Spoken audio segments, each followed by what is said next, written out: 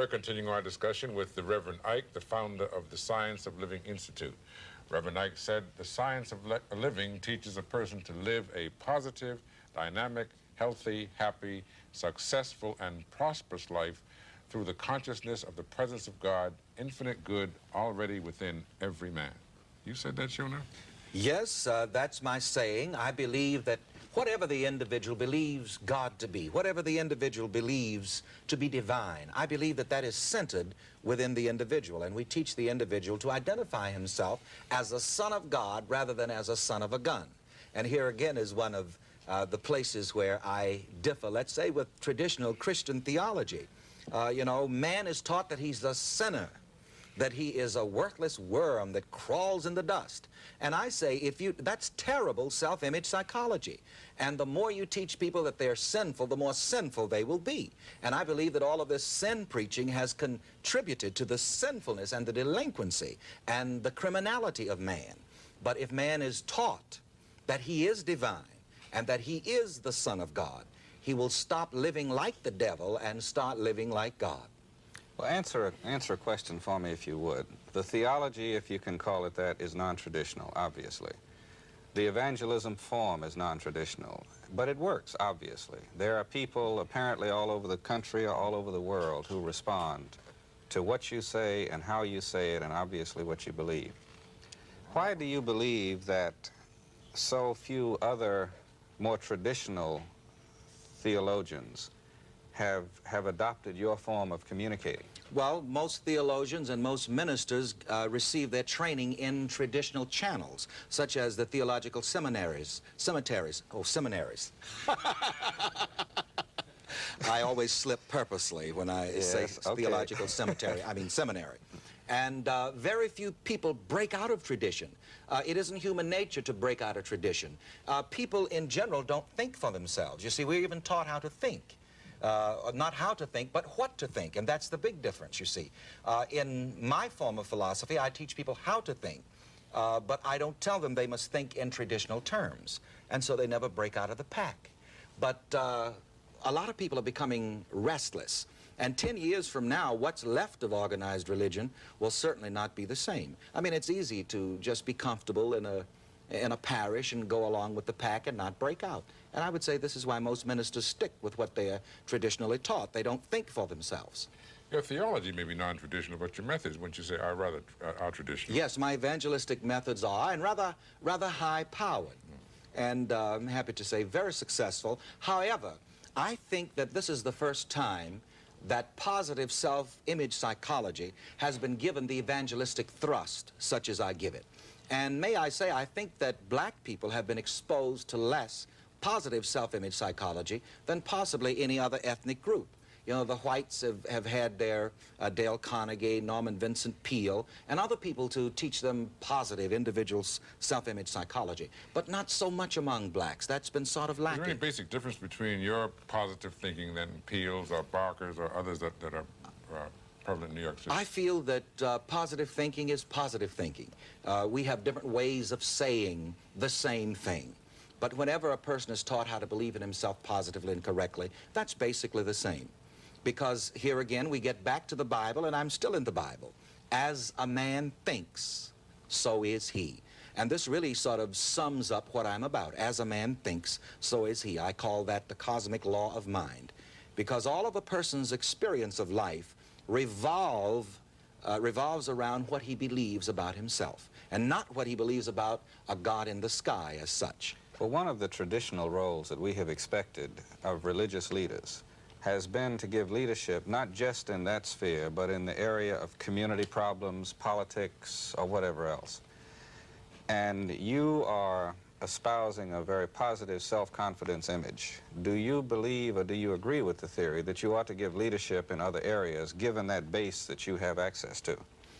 Absolutely, but I think sometimes in applying social panacea, we have forgotten that the individual is the first unit of society, and society can be no better than the individuals who make up society. And so our cure for society must begin with the individual. The individual must have a positive belief about himself within himself. The individual must first of all be right with himself, and then he can be right with everybody else. But the individual cannot be right with others, the family, the community, or anyone else until first of all he is right and at peace with himself. And I begin here. We have a lot of wonderful people doing a lot of beautiful social and political work, and I admire that. Of course, sometimes I get involved in the social scene. For example, in Atlanta, the other Saturday night, I was MC for the NAACP Freedom Fund dinner, where Mayor Bradley of Los Angeles and Mayor Jackson of Atlanta were keynote speakers. And our church, at our church, we do a lot of social work that we don't talk about, because here again, we get into something, I don't believe in, let's say, the welfare type of situation that we have in the country today.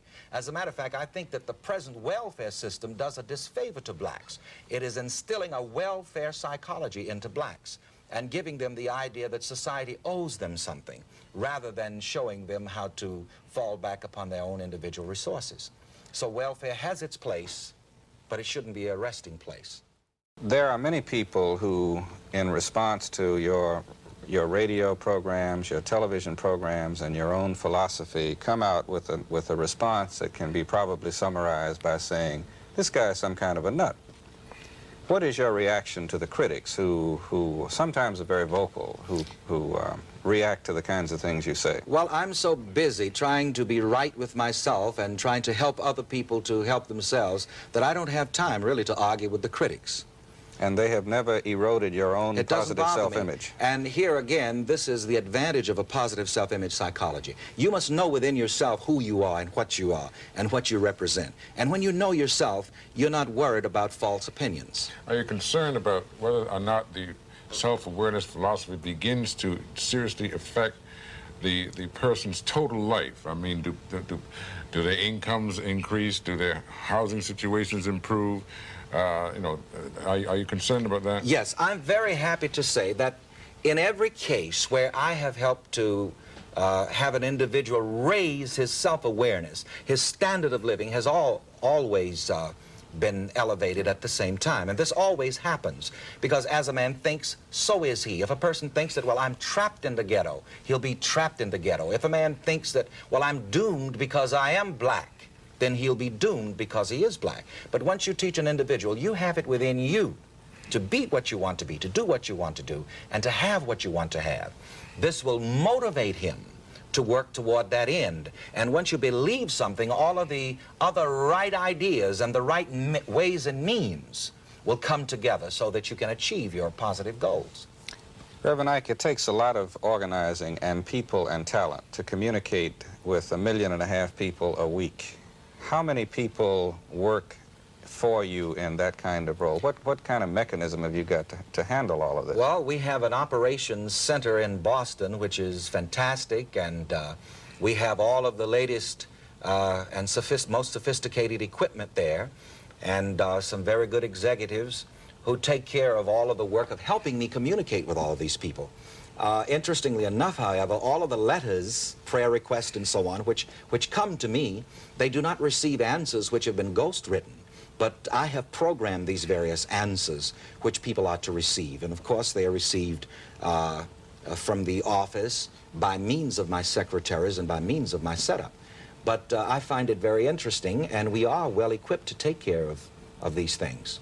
Now, the base, are you normally in New York? Is that what you call home base? I have a church here in New York. That's my church base. My operational headquarters is in Boston. Sounds like a corporation. Well, it is a corporation.